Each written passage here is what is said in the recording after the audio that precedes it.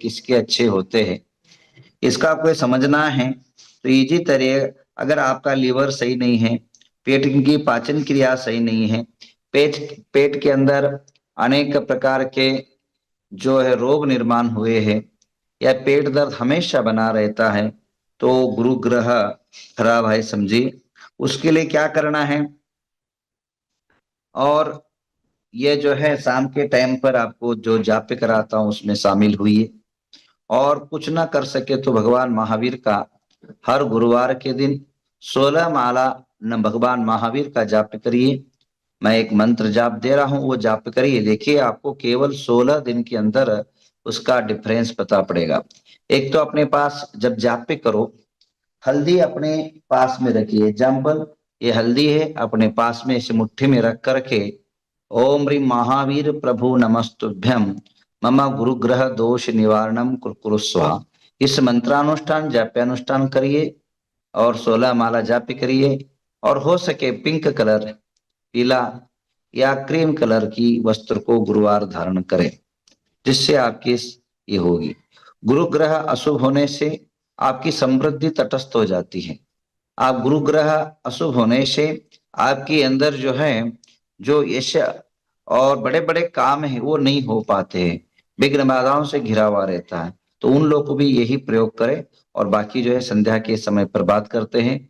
हमारे गुरु ग्रह दोष निवारण के लिए नवग्रह तीर्थ पर होने वाली महामस्तकाभिषेक बड़े विशाल पैमाने पर हो रहा है, और जिसके अंदर कल जो है, जो कर्नाटक के दिग्गज संगीतकार हैं, जिनके बिना संगीत कोई भी, चाहे वह संगीत नहीं होता है, जिनके संगीत के बिना कर्नाटक के सुर ताल नहीं बजते हैं, कोई भी पिक्चर चाहे 1000 करोड़ के हो चाहे 100 करोड़ के हो, पिक्चर जिनके बिना संगीत के अधूरे होते हैं, ऐसे संगीतकार एक नहीं दो नहीं, कम से कम अनेकों संगीतकार आ रहे। जैसे आज सबसे बड़ा जिनके तेलुगु, मराठी, हिंदी, कन्नड़ आदि सभी भाषाओं में जिनके स्वर गूंजे हैं और आस्पद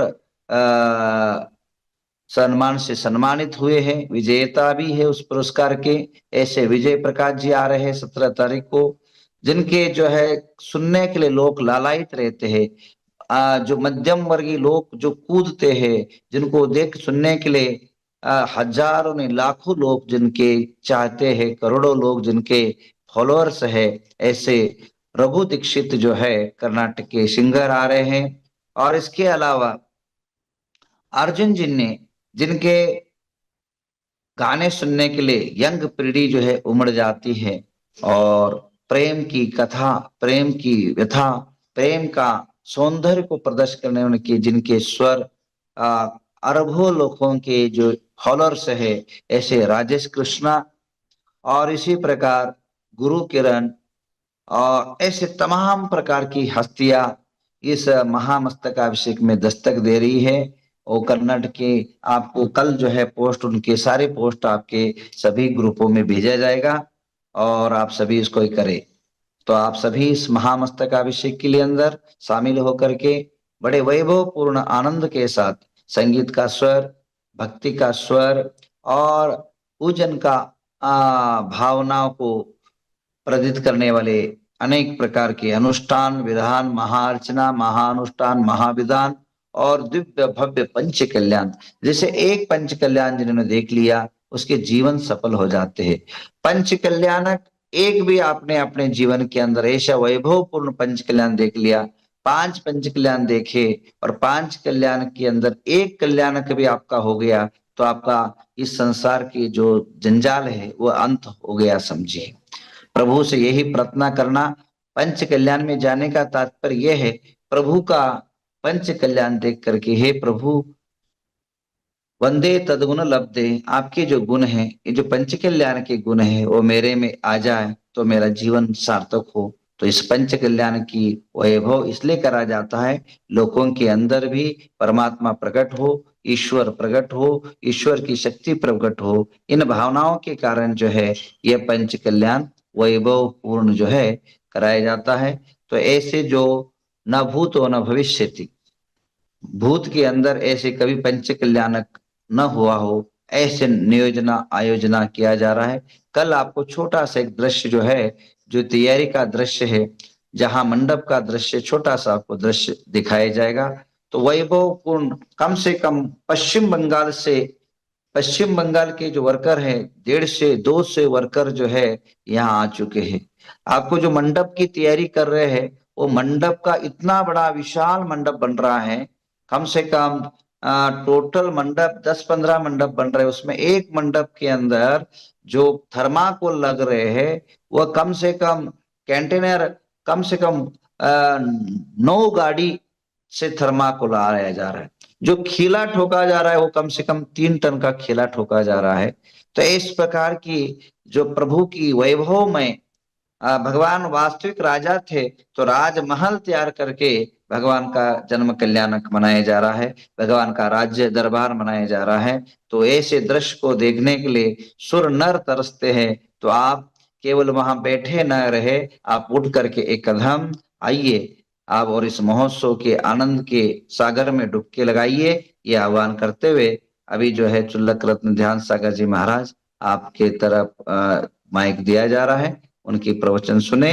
और आज जो है एक कुछ ही आधा घंटे के बाद आचार्य चंद्र प्रभु सागर जी यहाँ पधार रहे हैं, उनकी स्वागत करनी है। तो आप सब आइए, चुल्लक रत्न ध्यान सागर जी महाराज से एक तात्विक चिंतन मंथन कर लेते हैं पूजन आराधना के ऊपर। ओम नमः सिद्धिभ्यः नमो अरिहन्ताणं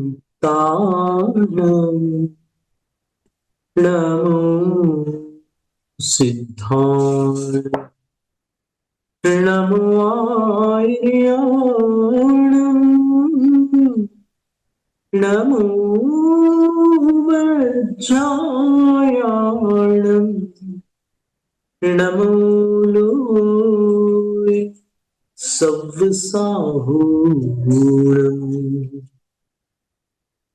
त्रिलोक त्रिकालवर्ती परमार्थ आप्त परमात्मा जिनवाणी सरस्वती माँ और निर्ग्रंथ गुरुवरों को भक्तिपूर्वक नमोस्तु, प्रणाम, वंदन।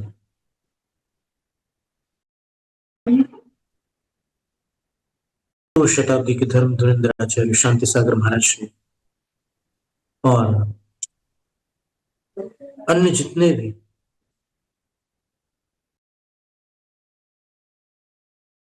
आचार्य उपाध्याय साधु हुए, उन सबको योग्य वंदन।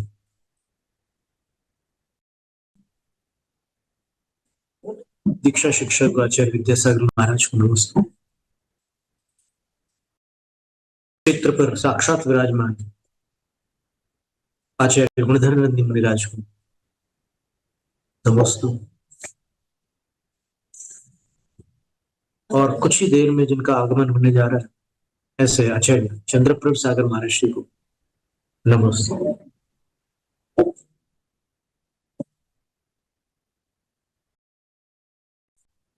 आज का दिन काल मंगल के रूप में धवल ग्रंथ और मूलाचार में स्वीकृत है, क्योंकि आज की तिथि तिलोय पंडित के अनुसार पौष कृष्णा एकादशी की तिथि है। क्योंकि जैन आगम में प्रथम पक्ष कृष्ण पक्ष है और द्वितीय पक्ष शुक्ल पक्ष है, और मास जब पूर्ण होता है तो अंतिम दिन पूर्णमासी, पूर्णिमा, पौर्णमासी इत्यादि संज्ञाओं से जानी जाती है। यदि 30 दिन न होते तो उसको पूर्णमासी कैसे कहते? ये पंडित नरेंद्र शर्मा जी ने भी एक अपना वक्तव्य दिया था, उसमें पूर्णिमा को मास का 30वां दिन स्वीकृत किया। फिर यहाँ महाराष्ट्र में और दक्षिण में ये कैसी परिपाटी है कि पहले शुक्ल पक्ष है और बाद में कृष्ण पक्ष है? तो उसका समाधान सरल है। एक अक्कीवाट के विद्यासागर महाराज हुए, जो बड़े विद्याबली थे। किसी समय ऐसा प्रसंग आ गया जब जिन शासन की प्रभावना के लिए उनको विद्याओं का प्रयोग करना पड़ा, और मुगल साम्राज्य में उन्होंने जब विद्याओं का प्रयोग किया तो जैन धर्म के उनके निमित्त से बड़ी सुरक्षा हुई। और एक बार तो उनको अमावस्या के दिन एक थाली को अभिमंत्रित करके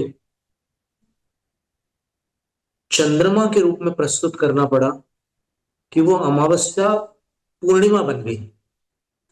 और अमावस्या पूर्णिमा बन गई इसलिए अमावस्या को यहां पर मास का अंतिम दिन माना जाता है। एक तो वो चंद्रमा वाली पूर्णिमा और ये थाली वाली पूर्णिमा, तो उस हिसाब से ये सारी बातें चलती है। ये हमने यहीं पर दक्षिण में किसी के मुखारविंद से ही सुना था। तो अब आज का जो काल मंगल है, पौष कृष्णा एकादशी, आज चंद्रप्रभ जिनेन्द्र अश्वम तीर्थंकर उनकी जन्म जयंती और उनकी दीक्षा तिथि है। अब जयंती, ये जो शब्द है क्षत्रिय प्रत्ययांत जी जय धातु से निष्पन्न होने वाला शब्द है, नीप प्रत्यय करके, ये विशेषण है। जो विजयशीला है उसको जयंती कहते हैं, अर्थात जिसका संबंध विजय के साथ है वो जयंती कहलाती है। तो वो किसका विशेषण है? तिथि का विशेषण है। अब जब स्त्रीलिंग है तो फिर वो तिथि का ही विशेषण हुआ, स्त्री तिथि भी स्त्रीलिंग है। तो जयती तेवं शीला तिथि सा जयंती, जो तिथि विजय को सूचित करने वाली है वो जयंती तिथि कहलाती है। तो किसी ने बुराइयों पर विजय प्राप्त की, किसी ने कुरीतियों पर विजय प्राप्त की, किसी ने कर्मों पर विजय प्राप्त की, किसी ने मनुष्यों के हृदय पर विजय प्राप्त की, उन सब की जयंती मनाई जाती है। ये जो जयंती चलती है भारत में, उसका व्याकरण की अपेक्षा से अगर अपन देखें तो व्युत्पत्ति लभ्य अर्थ जयती तीवनशीला तिथि जयंती ऐसा बनता है। अभी वर्तमान में कुछ चिंतकों का चिंतन है कि जयंती शब्द का प्रयोग जैन धर्म में न किया जाए, क्योंकि जयंती तो अजैन लोग प्रयोग में लाते हैं, जयंती शब्द का प्रयोग अजैन लोग करते हैं। अब यहां पर जैन अजैन के विवाद को लाने की कोई आवश्यकता नहीं। जिस शब्द का समुचित अर्थ अपने पास व्याकरण से उपलब्ध हो रहा है तो उसमें अपने को कोई आपत्ति नहीं उठाने की आवश्यकता है। पक्षपातो न मे वीरे न द्वेष कपिलादिषु युक्तिमद वचनं यस्य तस्य कार्य परिग्रह। महावीर के प्रति मेरा कोई पक्षपात नहीं, कपिल आदि अन्य मतियों के प्रति मेरा कोई द्वेष नहीं। जिसकी वाणी प्रामाणिक है बस उसी को पकड़ना योग्य है। फिर जयंती शब्द में कोई विवाद वाली बात ही नहीं है, सीधी सीधी बात है। तो इसलिए जयंती शब्द में कोई विरोध नहीं। ठीक है, शास्त्रों में कल्याणक तिथि शब्द आया है तो वो तो शिरोधार्य है, शास्त्र के सारे वचन शिरोधार्य है। लेकिन जो वचन सर्व एव हि जैनानां प्रमाणम लौकिको विधि यत्र सम्यक्त्व हानिर्न यत्र न व्रत दूषण, यशस्तिलक चंपू में लिखा है सोमदेव सूर्य आचार्य महाराज ने कि जैनों के लिए सारी लौकिक विधियां प्रामाणिक है। लोक में जो जो विधियां होती है, प्रक्रियाएं होती है, उसमें जैनों को कोई आपत्ति नहीं है। उसकी कोई मर्यादा है कि नहीं? बोले है, मर्यादा है। एक मर्यादा है, बल्कि दो मर्यादा है। पहली मर्यादा है यत्र सम्यक्त्व हानि, उस विधि में सम्यक्त्व की अगर हानि होती है तो जैनों को वो मान्य नहीं है। और दूसरी बात क्या है, यत्र न व्रत दूषण, जिस विधि से व्रतों में दूषण उत्पन्न हो जाए वो विधि जैनों को मान्य नहीं है। तो ये सारी बातें थी। आज चंद्रप्रभ जिनेन्द्र का जन्म कल्याणक और दीक्षा कल्याणक दिवस तिथि की अपेक्षा से होता है। और ठीक इसी प्रकार जो सर्वाधिक प्रसिद्ध हुए तीर्थंकरों में, जिनको जैन जैनेतर सब जानते हैं, ऐसे 23वें तीर्थंकर जो 7 प्रकार के केवली होते हैं, उनमें से पार्श्वनाथ भगवान तीर्थंकर केवली भी थे। पार्श्वनाथ भगवान